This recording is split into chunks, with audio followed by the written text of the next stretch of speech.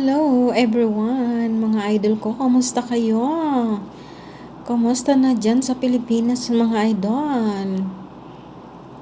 Ayan, magluto ko ng mga idol. Magisa ko ng gulay, halo-halo na gulay, patatas, carrots, at saka yung pipino mga idol. Hinalo ko na din kasi ang dami-daming pipino mga idol. Yung iba kahapon, ang dami na akong natapon pipino mga idol.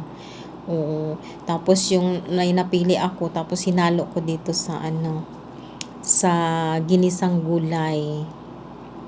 Kasi baka masayang din ba? Dami-dami na sayang kahapon gulay mga idol na itapon ko. Ayan, ito muna ang ulam ni Kadama mga idol. Gisa muna ako ng gulay. Ayan, palambutin muna natin yan mga idol. Ayan. Saglit lang naman yan lutuin mga idol. Kasi nagutom na ako mga idol. Ay, nagutom na ako kasi pagising kanina diretso kagad ko linis. Ayan na siya. Luto na siya mga idol. Oh. Ayan. Yung dahon mga idol, ano yan? Litos yan mga idol. Ang dami din ako naitapon kanina mga idol. Ayan, yung mga pinili ko na yan na gulay. Ayan na, luto na siya. Ready to eat na mga idol. Please like, share my videos para more videos sa Sisi Kadama. Ayan na siya. Ang yummy. Ayan, yung soy sauce ko dyan mga idol, yung inano ko dyan, yun na yung soy sauce ng panimpla ko dyan mga idol. Yung soy sauce na kikuman.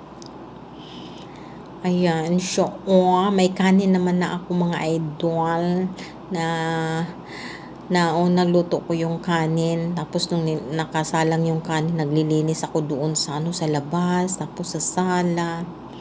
Nung naluto ng kanin, ito naman yung gulay. Ayan na, ready to eat. Kain na tayo. Kain na tayo mga idol. Hindi na yummy ang ulam ko mga idol. Gulay, puro gulay. Walang halong karne. Walang halong chicken, wala. Ayan, puro gulay siya mga idol. Yan, kainan na. Kainan na. Don't forget, please like, share my videos para more videos. Bismillah. Kain na tayo. Kain muna ako mga idol. Thank you so much. God bless.